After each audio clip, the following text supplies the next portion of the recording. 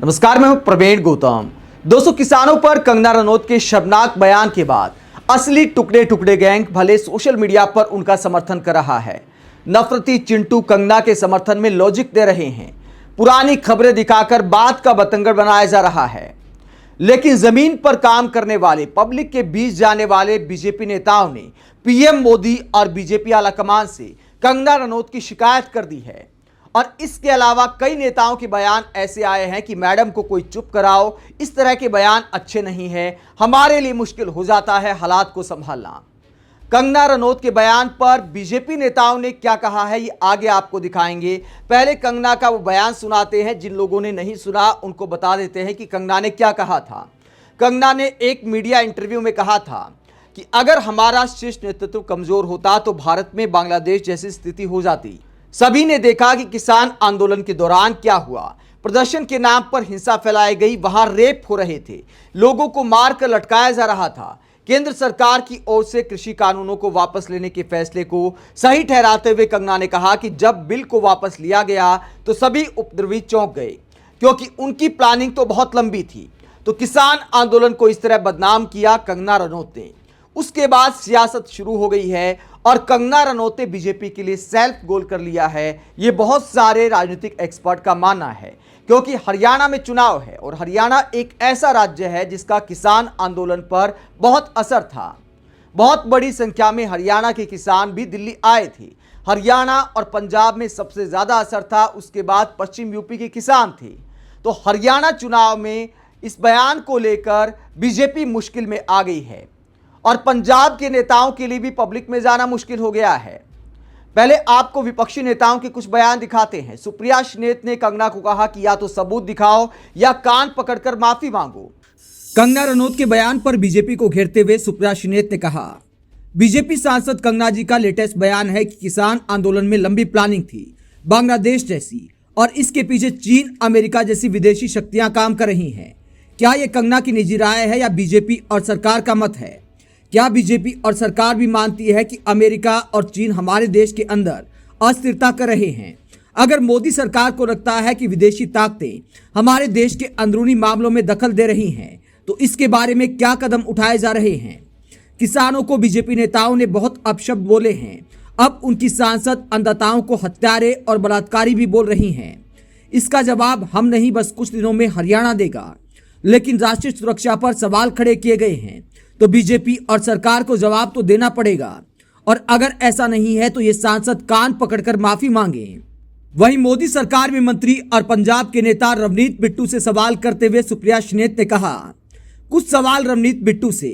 आपकी सांसद कंगना ने कहा कि जो किसान अपने हक के लिए प्रदर्शन कर रहे थे वो रेपिस्ट और हत्यारे हैं। क्या आप भी यही मानते हैं या है हिम्मत विरोध करने की? खून है या पानी खोलता नहीं? सदन में ही नोटंकी करेंगे या किसानों के साथ खड़े होंगे? इसके अलावा हरियाणा कांग्रेस ने क्या पोस्ट किए हैं, जिस तरह ये मामला तूल पकड़ रहा है वो दिखाता है कि बीजेपी के लिए मुश्किल हो सकता है हरियाणा में।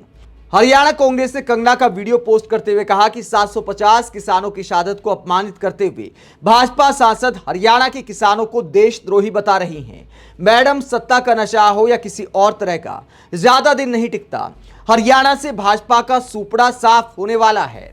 इसके बाद एक और पोस्ट किया जाता है जिसमें कहा जाता है, कंगना पर कटाक्ष किया जाता है, सांसद कंगना रनौत जी, हो सकता है आप खुद अपनी कोई फसल उगाकर उसका सेवन करती हूं, लेकिन बाकी देश किसानों के उगाए हुए अन्न पर ही पलता है। आपको हमारे किसानों को इस तरह अपमानित करने का कोई अधिकार नहीं। आपका बयान शर्मनाक है। तो कांग्रेस अब इस मुद्दे पर बीजेपी को घेरने का काम कर रही है और दावा करती है कि हरियाणा की जनता कंगना के इस बयान का बदला लेगी। हरियाणा के किसान कंगना के इस बयान को लेकर बीजेपी को माफ नहीं करेंगे। कंगना का यह बयान कितना बड़ा सेल्फ गोल है? वरिष्ठ पत्रकार विनोद कापड़ी क्या कहते हैं?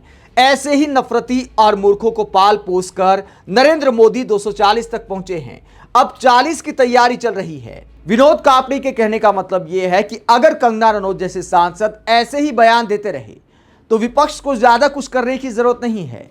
वो समय बीत गया जब ऐसी बातों को लेकर वोट मिल जाया करते थे। जनता को बरगलाया जा सकता था कि देखिए फला दल साजिश कर रहे हैं, किसान साजिश कर रहे हैं, बैंक कर्मी साजिश कर रहे हैं, शिक्षकों के नाम पर साजिश की जा रही है। हर किसी को देशद्रोही बताने वाला ट्रेंड अब खत्म हो गया है। जमीन पर इसका असर कम हो रहा है। कंगना रनौत और बीजेपी को यह समझना चाहिए। शायद इसीलिए बीजेपी के नेता भी कंगना के बयान से किनारा कर रहे हैं। और किस तरह का रिएक्शन पंजाब से सामने आया है, पंजाब के बीजेपी नेता क्या कहते हैं।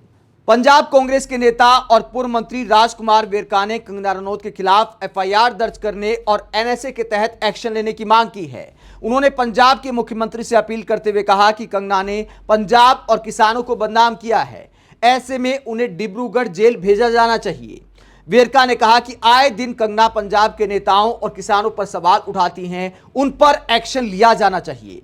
यानी पंजाब कांग्रेस के नेता आरोप लगाते हैं कि पंजाब के किसानों को कंगना रनौत बार बार टारगेट करती हैं। कभी खालिस्तान के नाम पर टारगेट किया जाता है, कभी किसान आंदोलन को लेकर कंगना रनौत उल जलूल बयानबाजी करती हैं और अब इसे लेकर बीजेपी के लिए जवाब देना मुश्किल हो गया है। पंजाब में पब्लिक के बीच निकलना मुश्किल हो सकता है। हरियाणा में बीजेपी के नेता वोट मांगने जाएंगे तो कंगना के बयान के बाद हालात बिगड़ सकते हैं।